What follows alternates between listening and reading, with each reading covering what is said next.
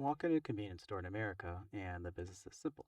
Gas, cigarettes, soda, chips, lottery tickets, and maybe a hot dog under a heat lamp. Walk into a convenience store in Japan and the business feels different. You can buy breakfast, lunch, dinner, dessert, coffee, concert tickets, shampoo, socks, a phone charger, printer access, parcel shipping, bill payment, an ATM withdrawal, and an emergency umbrella. The rice ball is fresh, the egg sandwich is famous, fried chicken has a fan base. The seasonal dessert might be better than what is at most American grocery stores can make. The Japanese convenience store, or konbini, looks like proof that retail can still be elegant. But here is the business question. How does a tiny store, open nearly all day and night, at one of the most expensive labor markets in Asia, sell fresh food at reasonable prices, maintain absurdly high availability, launch new products constantly, and still make money? The answer is simple. The customer is protected from pain because the system absorbs it first. The beauty of the Japanese konbini is customer convenience. The cost of that convenience is distributed through everyone else: franchise owners, store staff, suppliers, delivery networks, factories, landlords, and unsold inventory. This is the hidden business of Japan's perfect store. Japan's convenience store market is mature, dense, and brutally competitive. In fiscal year 2024, Japan had about 55,850 stores among major convenience chains. 7-Eleven had 21,743 stores, Lawson had 14,694 stores, and FamilyMart had 16,251. Together, the big three dominate the physical map of daily life. 7-Eleven Japan's average daily sales per store were 692,000 yen in fiscal year 2024, with a merchandise gross profit margin of 32%. Industry sales reached a record 11,795 billion yen in 2024, according to Japan's Franchise Association data cited by convenience store retail trade coverage. That means the konbini is more than a store format, it is infrastructure. It is where office workers buy lunch, tourists buy snacks, elderly residents pay bills, students print documents, and night shift workers find hot food after most restaurants are closed.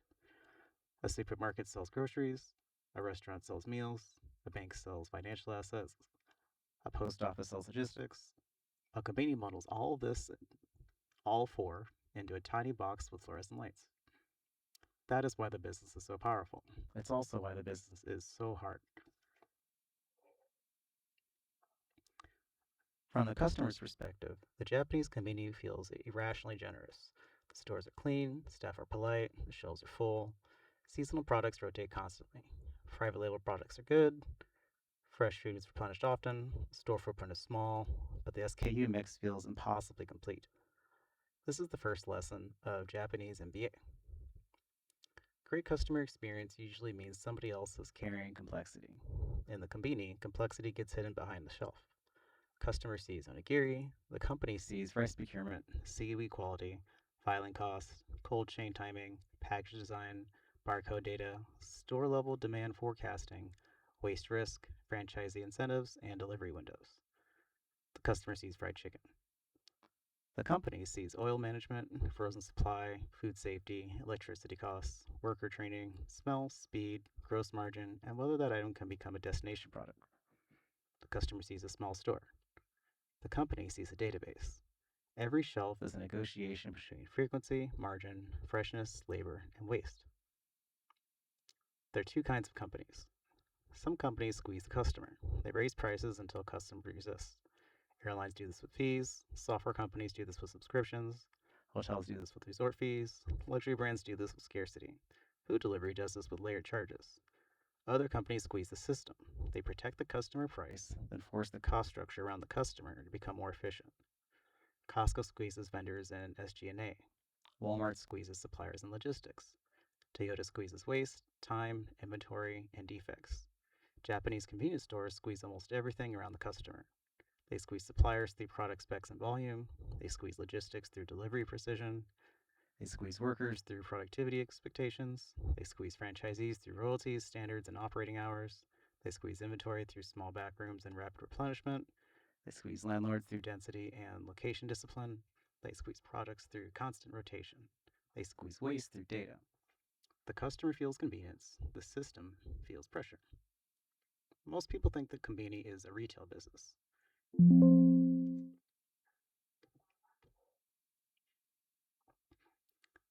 Most people think that konbini is a retail business. At the store level, yes. At the corporate level, it is also a franchise, data supply chain, and real estate coordination business. A 7-Eleven Japan business model document. A 7-Eleven Japan business model document describes a system where store gross profit is a split between the franchisee and headquarters according to a predetermined percentage. It defines gross profit as net sales minus net cost of goods sold, adjusted for inventory loss, disposal, and rebates. Franchisee gross income is what remains after the 7-Eleven Japan charge is deducted from gross profit. A detail matters. If the chain takes a share of gross profit, the headquarters has a strong incentive to maximize store-level gross profit through product mix, private label development, fresh food, high turn categories, and operational discipline.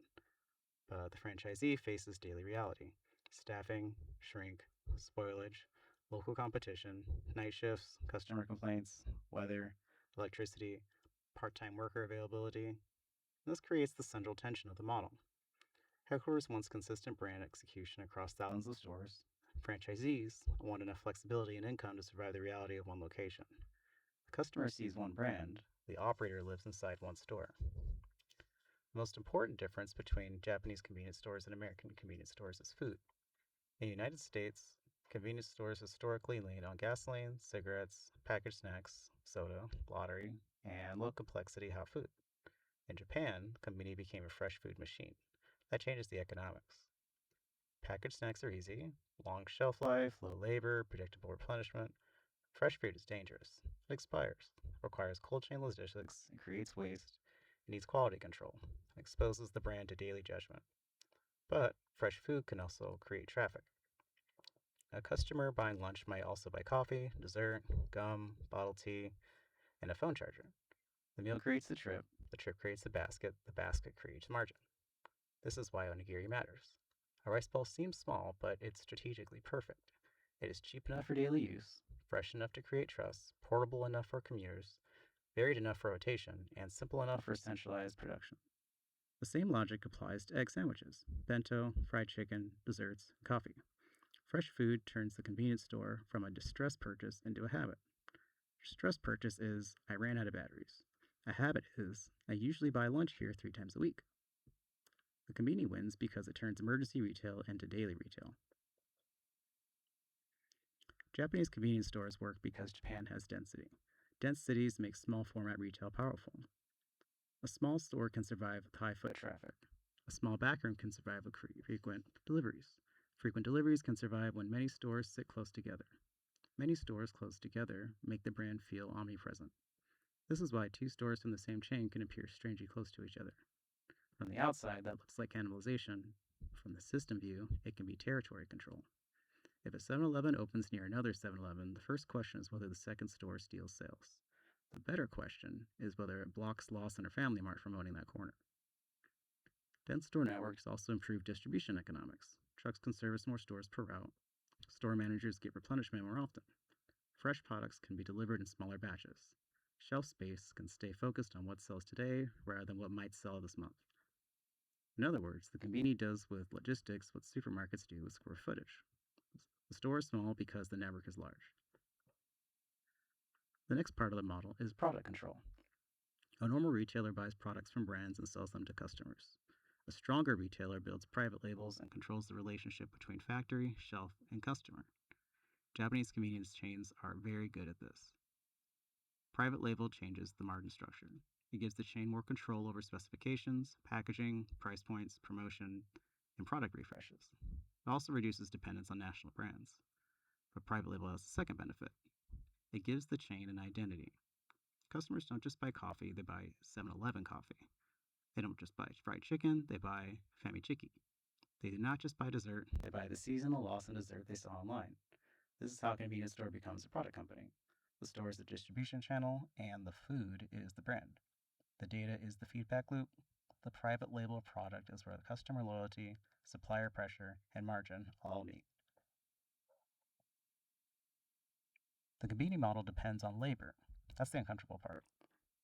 A store open long hours needs staff.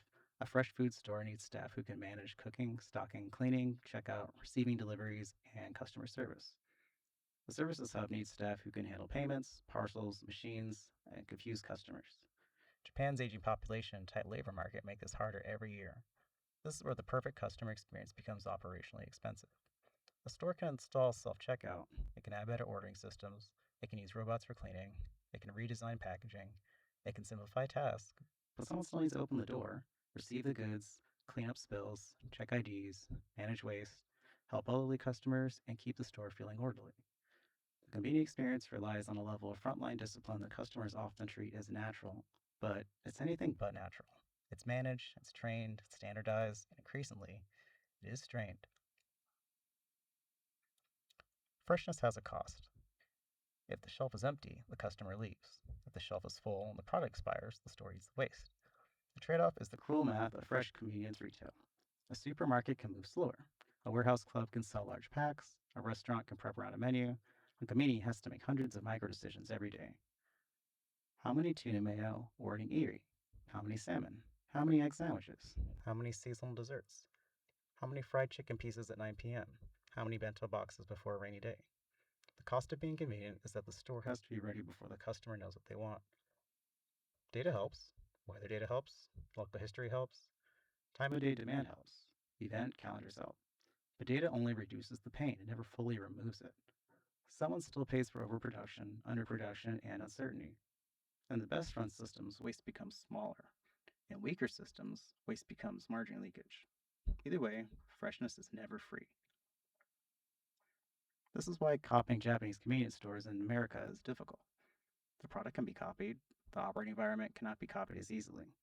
Japan has urban density, real commuters, smaller homes, strong food safety norms, high expectations for service, and decades of supply chain learning. America has car dependence, larger homes, larger supermarkets, different labor economics, different food expectations, and convenience stores tied heavily to fuel. This does not mean America cannot improve. It means the Japanese model is a system rather than a menu. You can't just add onigiri to a waste store and become Japanese 7-Eleven. You need fresh food factories. You need delivery density. You need local command forecasting. You need store execution. You need product trust. You need a customer who sees the convenience store as a meal solution rather than a last resort. That is why the Japanese konbini fascinates global retailers. It looks simple. It's very hard to reproduce. The paradox of the konbini is that it's both mature and hard to kill. Growth is hard because Japan already has stores everywhere. Margins are pressured because labor costs rise. Customers are demanding because the standard is already high. Franchisees are pressured because the operating model is intense. Supermarkets and drugstores can attack on price. Restaurants can attack on quality. E-commerce can attack on delivery. Yet the konbini survives it because it owns a specific occasion: the immediate need. The small meal, the late night purchase, the quick errand, the no plan solution. That occasion is durable. People can plan a weekly grocery trip, but they still forget umbrellas, they still need coffee, they still need lunch, they still want dessert at 10 p.m. They still need to pay a bill, print a document, ship a package, or buy something before catching a train. The konbini survives because modern life creates tiny failures of planning, and the konbini monetizes those failures beautifully. So who wins? Customers win first. They get convenience, quality, and reliability. Headquarters wins when the brand data, supply chain, and franchise system work together. Suppliers win if they secure volume but lose leverage if the chain controls specs, shelf access, and pricing. Franchisees win if store sales are high, labor is available, waste is controlled. They lose when staffing breaks, royalties bite, or local competition cannibalizes traffic. Workers win when stores provide accessible jobs and stable shifts. They lose when the workload rises faster than wages or staffing. Landlords win when a major chain validates a location. They lose leverage when chains can choose nearby alternatives. The konbini is therefore a beautiful business for the customer and a demanding business for nearly everyone behind the counter. That's the point. A great business model is often a machine for deciding where pain goes. In luxury, pain goes to a customer's wallet. In discount retail, pain goes to vendors and operating costs. In airlines, pain goes to legroom, fees, and service quality. In Japanese convenience stores, pain is spread across the system so the customer sees almost none of it. The Japanese convenience store is one of the most impressive retail formats in the world because it solves a hard problem. It makes small stores feel complete. It makes fresh food feel safe. It makes errands feel effortless. It makes dense urban life more manageable. But the konbini is also a warning. When a business promises extreme convenience at reasonable prices, the cost does not disappear. It moves. It moves into labor scheduling. It moves into supplier negotiations. It moves into delivery windows. It moves into franchise royalties. It moves into waste management, into product development, and it moves into the pressure of keeping one tiny store perfect every hour, every day. So next time you walk into a 70s, so the next time you walk into a Japanese 7-Eleven, Lawson, or FamilyMart and wonder why the food is better, the shelves are cleaner, and the experience feels more civilized, the answer is not just culture alone, it's the economics. Konbini is not just a store, it's a pressure system, and the customer is the one person who tries hardest to protect.